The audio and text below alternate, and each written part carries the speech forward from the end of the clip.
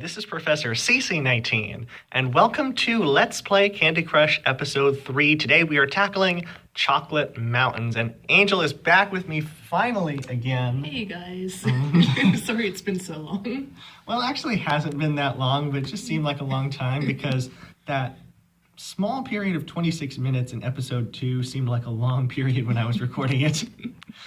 Anyway, I hope you still enjoyed the second episode, and I'm sure you'll enjoy it more because we are both back together to tackle some chocolatey mountains, and we're going to start with a little bit of tutorial on level 36. There's two things that I'm going to talk about here before we just get to, what's the word? What is it? A jalapeno politics, No. right? Well, maybe some of that. Banter. Oh yeah, banter too. You have to have jalapeno politics, though. Oh yeah, I intend that. Oh, okay, yeah, skipping the animation, probably. Okay, here we go. So this is a points level. We do not need to collect 200,680. It's only because I've beaten this level before, but the main purpose of this level is to introduce us to licorice locks. The black X is covering over all these different colored candies and specials, as you can see, some stripes, wraps down bottom. And the way we clear them out is either by striking them with specials or by matching them up as we would a regular match. So if I had an orange right here, it would link up with these other two. It wouldn't clear out this orange, it would just remove it from the licorice. Unfortunately, I don't have any raw matches at this point to do that because it's a very small space and I have all my boosters brought in. It is no longer lovely letters because Valentine's Day is now past. It is just the regular space. Build-A-Bot. And thank you for one of the people who commented on episode 1 reminding me that Season's Stockings was the name for the Christmas minigame. So we're just going to go all out, bam. That should give us a lot of points. And now we're going to talk about sugar drops, the other thing that comes into play, this little apothecary jar, that term coined by Susie Fuller. I just call it the collection jar. As you can see, we created a big match, it did a lot, and we got a candy that's marked with a band with the letter C on it. If we collect it, it goes into this jar, and the more we get, that gives us free boosters. We get them when we collect 24, then another 36, another 24, another 36, and the biggest reward when we collect an additional 60. It gives us a total of 180. Once we finish that, it recharges for 8 hours, and we can do it again. And since episode 1, the test group and 5 sugar drop limit has been removed thanks to King Community, all the players who spoke out for coming through. That change is removed. We can collect as many sugar drops as we are capable of on any level. And the way we get them to appear is by making cascades, those big moves that are more than just one match. They cause a lot of other things to fall into place. So I think that's all the tutorial. Let's make a wrap candy and collect that sugar drops. See if we make enough of a cascade to get another. Not quite. We'll make another big match. And there's that letter C. All right, so now I'm just going to play out the rest of my moves. I've already beaten the level. And we can get to this banter, and that's hopefully the last time I'll use this word. I have pledged to use it at least once per video. So let's get the jalapeno politics out of the way early. Last time we talked about Super Bowl. It was 02/02/2020. Today we are recording this, although this video is not coming out today because I actually have a lot of other videos in my queue. But the day we're recording this is 02/2020. It is the 20th. And last night, February 19th, my number was the Nevada debate for the Democrats. And boy, I was thinking about changing it to habanero politics because that was beyond spicy. That was brutal last night. Like, break out in a sweat and burn your mouth brutal. For the record, I actually didn't have any jalapeno poppers last night. I ran out of barbecue poppers the night before, so I just had like chocolate biscuits, and that was actually better because you couldn't have gotten any spicier. But quickly, name one of the candidates who was on stage last night. Angel. Well, I didn't watch it, but I'm gonna just guess my favorite candidate, which is Bernie Sanders. Yeah, we're free to say that now. Not saying that we'll be voting for any of them or not be voting for any of them. So just to leave that open, but yeah, you can say that. I'd say one that's on stage last night, Amy Klobuchar, and one that was also on stage and the point of the habanero, the jalapeno, Mr. Bloomberg, or, well, I don't know if I should say this, but kind of Blunderberg, because that's kind of what it was last night. As a person who's into politics, I mean, not like a part of it, but like interested in it, you can tell that a lot of the things last night were less about issues and more about just kind of insults, which is not really a good thing. One other thing that was interesting last night is the moderators and how they had to keep trying to jump in, and instead of the previous debates, it was a lot more difficult for them to do so. The candidates would talk over them. They showed a lot more spunk, I'll say. The classic Mary Tyler Moore reference, you got spunk, I hate spunk. Yeah, that's partly why I don't watch any of the debates anymore, because it's all just insults and not real political stuff. Yeah, it was definitely more entertaining last night, but not necessarily more productive. To be honest, if politics stay in the insults mode as they were in last night for the rest of the campaign, then we're all pretty much in trouble, because that's not good for our leaders. That's not good for anybody. So, is there anything else about jalapeno politics, or should I just get off it now? I think that's pretty good for jalapeno politics. That's our first level. There are 15 levels in this episode. So, let's get on to the Daytona 500. Oh, I didn't watch that, but I heard what happened. Yeah. For 184 laps, there were 37 of the 40 cars still running the race, I believe. There were 23 that finished. Oh my gosh, what happened to the other ones? The big crash, there was like, that was the problem. There were so many, it was inevitable that there was going to be something big. And when it happens, stems from the very front of the field, it literally takes out everyone. I think every single big name except Mr. Hamlin, who won for the second year in a row, was taken out in the same crash. Keselowski, both Bushes, Jimmy Johnson, they were all out in the same wreck. Even some of the new coming rookies, like, what's his name? Cole Custer.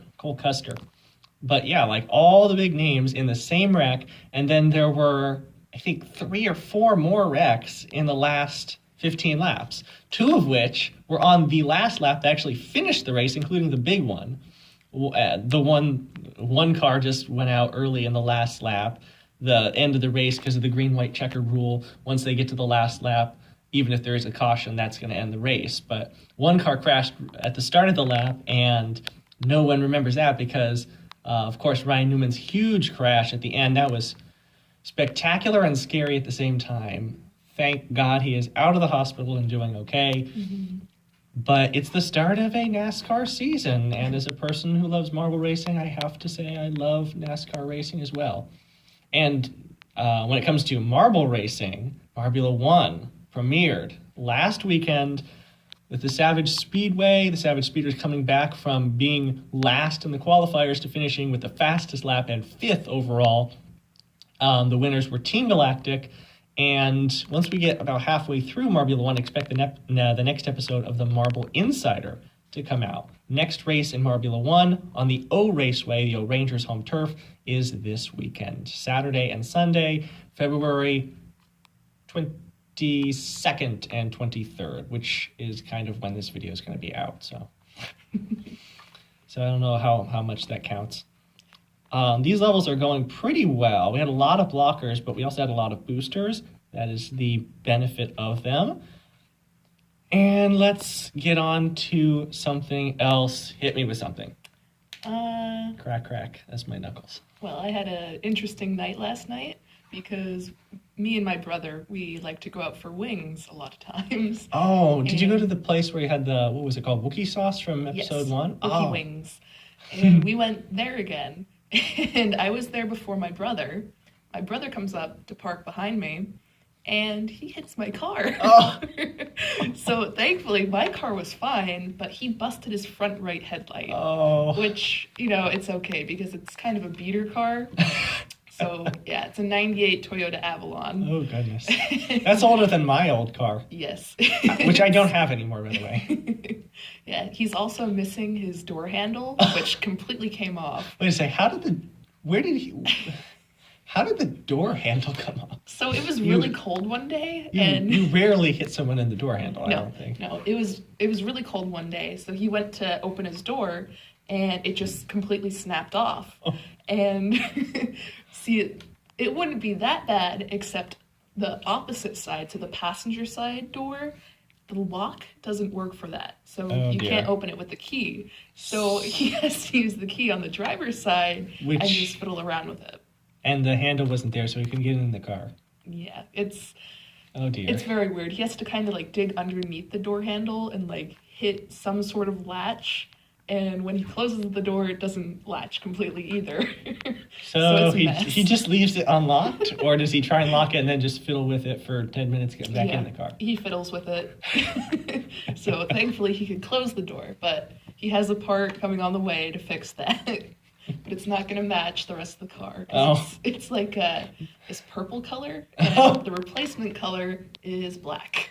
Oh. He has a purple car? Yes, actually. It's kind of strange. It's like a dark purple, like a burgundy almost. Oh, okay. Yeah. Unique. Come to think of it, looking around the parking lot here at the buildings for my alternate studios, there's a wide variety of unusual car colors scattered throughout this parking lot. Just walking around the parking lot in the building the other day, I saw 3 yellow cars, 2 of them being Jeeps, a red and white racing striped Camaro, and 2 orange cars and one that was a really weird green, like a dark green. There's also one that's like a bright electric green. Like, if you stare at this green, you are drawn into some sort of portal. You can't stop looking at it until it drives away. See, my friend Maria actually used to have a orange Mazda 6, which I love that car because I love Mazda 6s. I want to get an orange car. I don't care what it is. I want to get an orange car. But my favorite car that I saw was actually when I was playing Pokemon Go at the local park. There was a purple Jeep, since my favorite color is purple, obviously. Yeah. So I like that the best.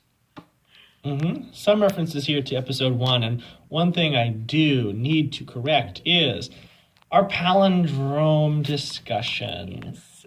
For some weird reason, I completely forgot that the 2000s are actually filled with palindromes. So I'm not entirely sure if the article I read, the 699 years, thanks for the correction for that from one of my viewers, but even that isn't quite accurate because the last palindrome was actually in 2011, 11/02, or November 2nd, 2011, 11/02/2011. So I'm not sure if the place where I saw it was talking about solely 2-digit numbers with only 0s and 2s or 1s and 2s. But there actually have been a number of other palindromes. We both experienced those, yeah. I was thinking back to even past that. But yeah, that is corrected, never meaning to mislead any of you regarding dates, I guess. False information on palindromes. False information, fake news. No. Okay. So what else is happening in Pokemon Go? I received a text message from you the other day asking me if I was actually going to explore Pokemon Go. Yes, because I actually wanted to know if you would want to come around taking pictures of potential Pokestops, because when you hit level 40, you can nominate Pokestops. And So where a new Pokemon should be? So a Pokestop is pretty much a thing that you could spin, and you get items such as different berries or different Pokeballs to catch Pokemon. And the berries, they help in either getting more candies when catching the Pokemon or to make it easier to catch them. That sounds actually kind of like Did you say candies? Yes. Oh. Because you need candies in Pokemon Go to both power up and evolve Pokemon that can evolve. Oh, okay. That actually sounds kind of like something I might do. Yeah, so I thought that would be pretty fun because there's only, I believe, 3 Pokestops around here and 1 gym that I go to. See, that's the thing. That's the problem. I don't really travel around this area that much. Like, I don't get out per se. I'm basically here at home. Yeah, that's what I meant around here. Around, like, right here? Yeah, like the different... on the premises? Yeah, the building signs. Oh, so those are counted as... Pokestops, yep. Oh. By the way, I appreciate you letting me know that they're called Pokeballs and not Pokeballs, which I have considered them. I have honestly thought that for years, almost like a boomer thinking that they're called memes instead of memes. I've heard that in sets several times. Oh my gosh. When I was younger, I used to call them memes. I had a little bath toy when I was like a baby. So yeah, we've come a long way. Yes. What else is going on? Oh, that episode of Professor's Poetry that is in progress. I mentioned in episode 2. It should be out soon. I'm going to keep saying soon because I'm working on it. But it is in reference, I will say, spoiler alert, to Jeopardy James Holzhauer from 2019. Yeah, last year. I'm so used to saying 2019 is this year. I'm still getting used to saying 2020, but yeah, that's the subject of the poem, The Ballad of Jeopardy James. And also, just past last month was the Jeopardy, what was it? I think All-Star Games, but that was last year. This year was Greatest of All Time tournament. And, well, James didn't win, and I was kind of sad about that. But being second place, I mean, it's not like number 2 with Tom Cotter and AGT coming in second to a dog act. You're coming in second to the longest streak of all time and the greatest money winner on Jeopardy. So you're already crazy smart. And I'm still into trivia. We might actually do a chase video. That would be fun. Yeah, together. So we'll see about that in the future. But yeah, the poem, The Ballad of Jeopardy James, is in construction. Still working on it. It's a construction joke. How old is that? Is that considered a dad joke? It could be. Oh, I feel bad now. But yeah, things in the works coming soon. And we're on to level 43. We're about halfway done. And I do not like this setup. The one thing that is still missing in Candy Crush is the ability to exit and re-enter. I'm not going to press anything because I am certainly happy we got our sugar drops back, but I don't think this feature in Candy Crush is going to change. They made their decision in December. And especially with the community manager, Paunawiya in King Community, I appreciate his being more straightforward with the community regarding the sugar drops issue and keeping us well informed of the studio's intentions. Unlike with the issue regarding exiting and re-entering, he was proficient in his responsibility to the community in this issue. So I definitely appreciate that and give him all the credit. I'm glad we have some form of a mediator, which, referring slightly back to the politics, is the one word Joe Biden could not remember last night. He was trying to describe a policy, and he kept saying, he said moderator, then corrected himself to mediator, and then said moderator twice in the next time he spoke, and then changed it to monitor. So it's a computer monitor now, right? I think it meant like a school monitor, because it was supposed to. Yeah. It wasn't a school monitor. It was like a monitor in the community. So, but I still think he was trying to say mediator. So, yeah, mediator. So they all sound kind of similar, actually. We're still collecting sugar drops, and for the record, the levels you've already beaten, you only get 3 sugar drop levels where you can go back and replay to collect sugar drops in one episode. So every new level of your progress usually will be a sugar drop level, and then 3 per episode out of every set of 15 when you go back and play them. We have 6 more levels to No, seven more levels to go. And maybe we should go and talk about some more food. Ooh. That always seems to be a good place to go. Last time I was talking about pizza, and then, last time I was talking about pizza. Last time I was talking about where to go, what the best place to eat out versus to eat at home. And I've actually was considering a video idea, I think I mentioned it with you, of fast food. And the video would be creating the perfect fast food meal. It would be either me or both of us. Both of us would be in the video, but it would be going to the 3 main fast food restaurants near me: Wendy's, Mickey D's, and Burger King. That's the first time I ever called it Mickey D's, by the way. I used to call it Mickey D's all the time. That's for people who, by the way, aren't sponsored by them. Yeah. I'll share this on Twitter. Maybe I'll see something. No, it's not happening. But yeah, Burger King, Wendy's, and McDonald's, and getting individual elements of fast food meals: burgers, fries, nuggets. What else is there? Onion rings. You'd get onion rings, right? I would definitely get onion rings. You would get onion rings. I wouldn't. Yes. I would get the spicy nuggets. Drinks, and what else? We do also have a Taco Bell opening near us soon. Ooh, I've never actually been to Taco Bell. I know, Really? curse me for it. Other people have. Yes, I love Taco Bell. Yeah, last year I told this girl that I had never been to Taco Bell, and she was like, "I'm gonna bring you food on Monday." Did she? No. Of course not. Have you at least had their Baja Blast? No, I'm No? so sorry. Oh my god. I've also never been to Dairy Queen, and that's not on purpose, because I've wanted to go. I came so close to going to Dairy Queen, but then I realized the location near us didn't actually have main food, because we needed to get dinner before we got there. And then we wound up going to another local place that has it's the equivalent of Rita's, only less expensive and much better. So that's where we wound up going. So it has Italian ice, has frozen custard, which is, I think healthier.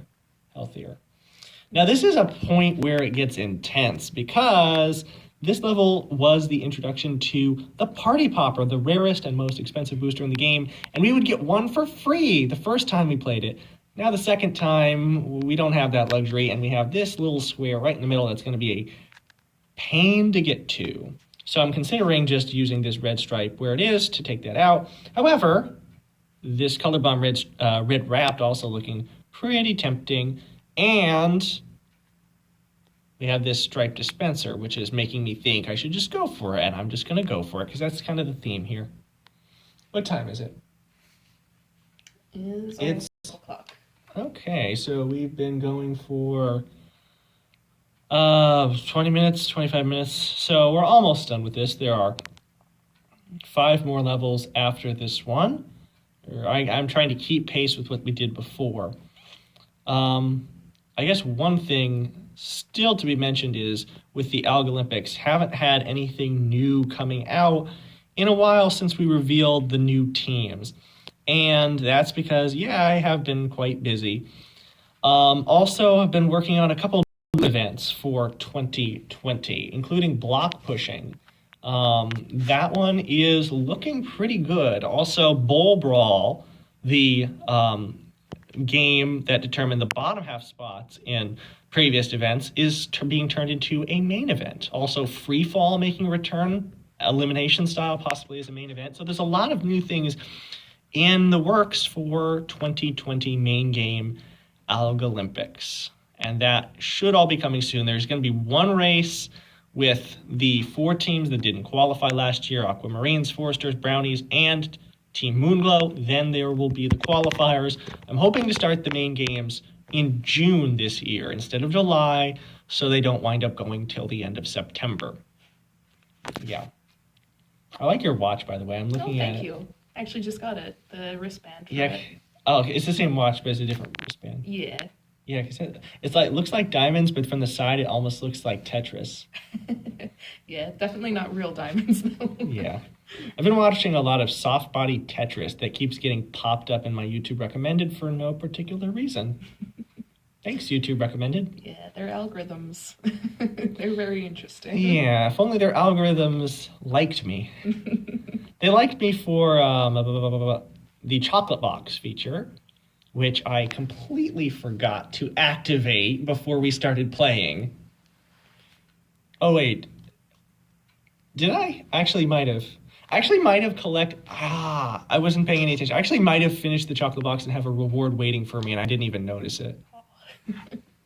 By the way, this is another sugar drop level. We're trying to get something going here. Let's take out all green. The green, the color of the plants that aren't blooming now because it's winter. Everything's dead and cold. Yeah, I know. I was walking by someone earlier, and I have no idea who it was, but she's like, oh, it's so cold. I hate the winter. I hate the cold. And I'm like, yeah, I feel you. It was 27 this morning. Oof. I got out to my car this morning. I was like, oh my gosh, I am absolutely freezing. My heater needs to start working. Mm-hmm. I didn't get enough sleep last night because I had to come here early. I was hoping that I didn't have to, and then I realized, well, if I come here later, everything's going to be thrown off, and I need to do this, so this video. Yeah. One thing that saves me is energy drinks. I know they're not good for you. Yeah, they really aren't. My mom continuously lectures me about them, but I'm still drinking them. Would you mind if I did? Go ahead. Wait. Which ones do you drink? Again, not sponsored. Yes, I absolutely love Monster Energy, the original. So that's my normal go-to. By the way, I've seen a lot of ads for energy drinks on Candy Crush Saga. They're trying to kill you with even more sugar. I mean, the sugar in the game doesn't kill you. I actually saw a compilation of like the ways that people die, like the odds if you have you're doing something, you have something, or some sort of weather phenomenon that you will die. And I think death by computer games was like one of the rarest things. Like exhaustion was the only cause really there, but. Don't you have to be up for close to a week to die from exhaustion? I'm pretty sure. I guess that'd be a person trying to break a Guinness World Record. Yeah. Yeah, I'm kind of sad there. To get so close and then, well. But yeah, the energy drinks, I actually saw, well, now I know they're not sponsoring me. I actually saw a list of like the top 10 worst energy drinks for your health. And the energy drink that was advertised for Saga a while ago, now it's not, was NOS energy drink. And I thought that was the coolest commercial ever. And I think that's what they're going for until I found out it is the third worst for your health, or the third most dangerous, most likely causing something to go wrong in your body. So then it wasn't cool anymore. And maybe that's why King stopped advertising it so much. Although I have been getting a lot of other weird advertisements in Candy Crush Saga. Like, I'm playing Candy Crush. Why am I getting all these ads for Pampers? That's strange. Like, that doesn't make any sense. Although the company probably doesn't care a heck of a lot about what the things are that they're advertising, probably more about what they can be paid. And I don't hold that against them. I mean, as long as you're going the will of the players, you can look for profit anywhere else. I think that's the one problem between a company and the government, or at least it's developed into a problem. If something is unacceptable by the people, they're supposed to be able to speak out and stand up against it, and it just doesn't seem to be effective anymore. It was reassuring to be able to stand up against this, the negative change of the sugar drops in Candy Crush Saga, so maybe reassuring somewhat that it is still possible to do. The people still have together the power. So that is reassuring. That's definitely a plus. Now, do you remember if the number one worst energy drink was Bang? By chance? I honestly don't remember what the worst one was. Okay, because it wasn't Bang. I've actually never heard of that one. Really? It's this newer one that has... Oh, then the video was a little older, so... Oh, okay. Because it has, I think, close to twice the amount of caffeine as normal energy drinks, like Monster. And there's also some kind of... I think it's like a power lifter thing they have. I don't think it's C4, but it's It's something else. Some weird name. There's some days that I just kind of need caffeine. Yeah. But I don't drink coffee and I don't really drink energy drinks. At most, I drink tea. So those are the days those are slower days because my mother also drinks tea and she works night shifts, so I save the tea in the fridge for her. I have my other drinks that have no caffeine. They're very healthy and some usually delightful, just not on those days. Yes, very opposite from me because I used to be addicted to Bang. Now I'm back down to Monster at least. You're not please don't say you're actually addicted. Well. How long could you go without them? Literally or figuratively? No more than a week. Really? I need them for my 8 a.m. classes. Oh, okay. Well, I kind of understand that. I've never had an 8 a.m. class. There was a point where I had a chance to take one, and I said, why the heck would I get up at 5:30 in the morning multiple times a week for awful. Anything?